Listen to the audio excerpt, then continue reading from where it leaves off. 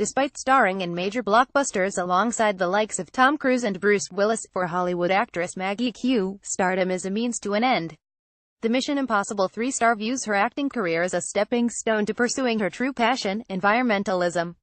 From supermodel Gisele Bündchen's eco-friendly flip-flop line to a Leonardo DiCaprio film on global warming, those in the limelight are leveraging their celebrity status to push causes close to their heart.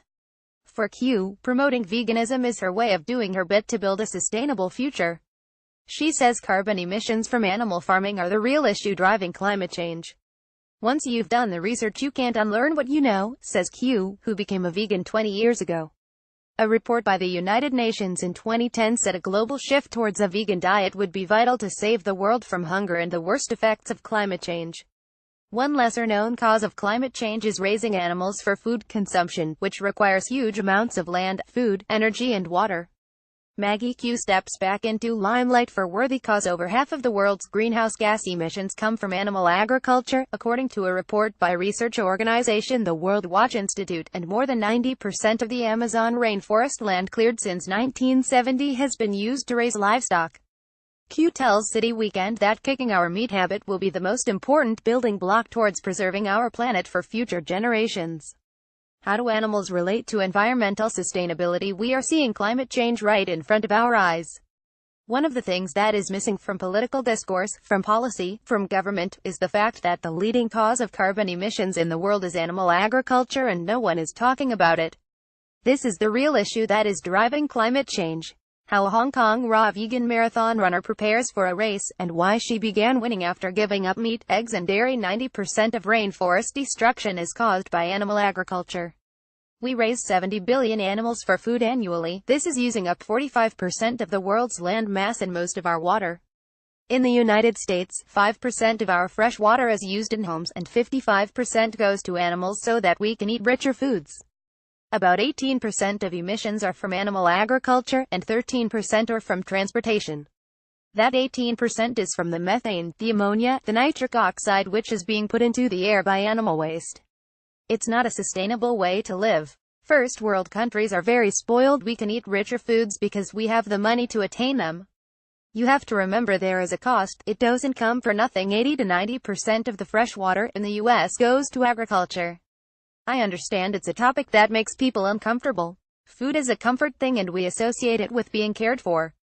But the truth of the global impact cannot be denied anymore.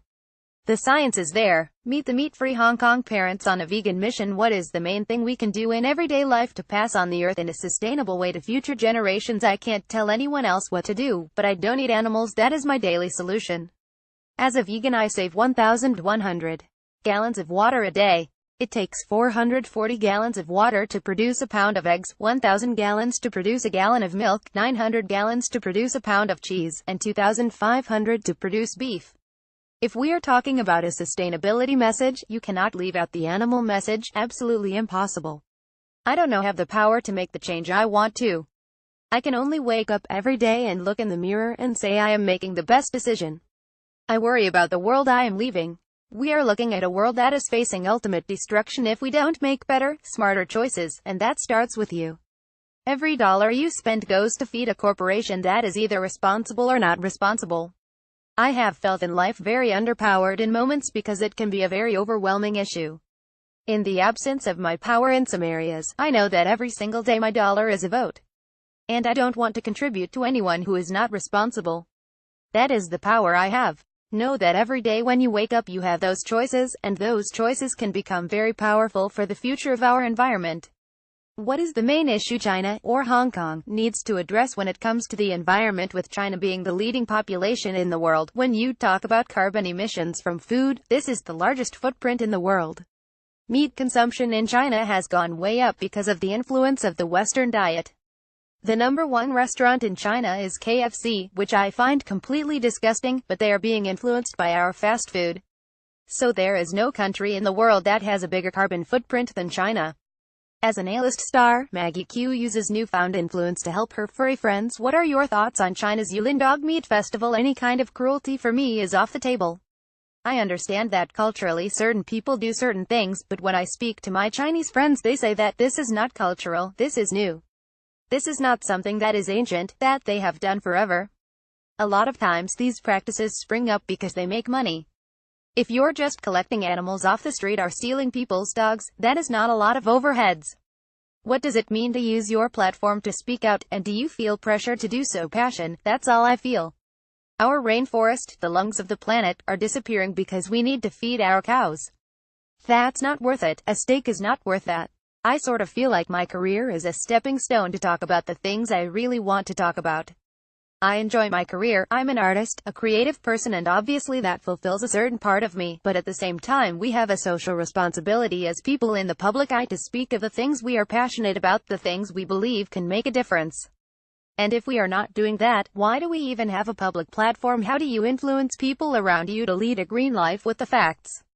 The thing is, now we have statistics that are undeniable. I used to try to influence people to be more compassionate in their lifestyle and their diets. But you can't always influence people to be compassionate the way you are.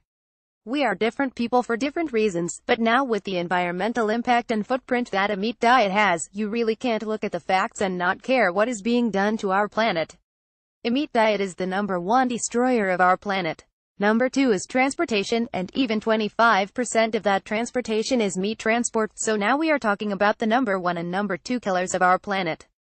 This is unacceptable. We know the facts, and if we are not doing anything about it, not making individual decisions to be better, we are guilty of destroying our planet. It is difficult to eat cheaply as a vegan. How do we get companies to supply more options? There is a way to eat sustainably that is not super fancy, where you don't have to shop in Central. I was talking to someone the other day about his rice and beans supply. $20 a month feeds him all the beans and protein he needs.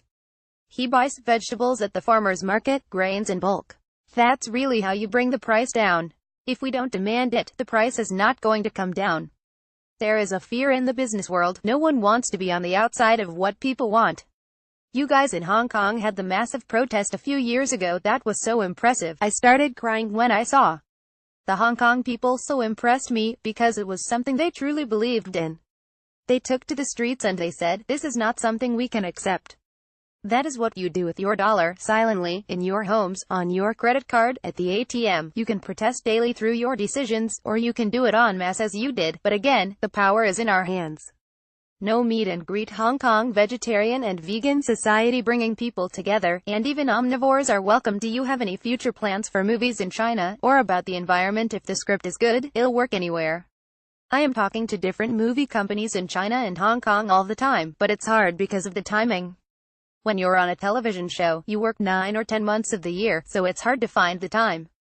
There are 3 things I want to make movies about: environmental problems, animals, and human rights. Those are the 3 things I look out for all the time. You were selected by Jackie Chan in Hong Kong as a future action star. How does it feel to be back in the city? For me, it's very personal because I've met some of my best friends in the world here. I have people here who are like family, so coming back is important to me. It's been a long time. Making sense of Maggie. Maggie Q was born in Honolulu in Hawaii to an Irish and Polish father and a Vietnamese mother. The 38-year-old left the islands as a youngster after her family were unable to support her through her course studying veterinary science at university, and so she started modeling in Tokyo aged 17. She later undertook modeling work in Hong Kong, where she began going by the surname Q after finding Asian audiences had trouble pronouncing her actual surname, Quigley.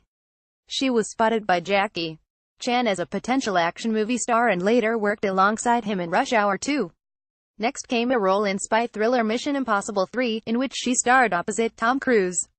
Since last year, she has been seen in the drama series Designated Survivor as FBI agent Hannah Wells.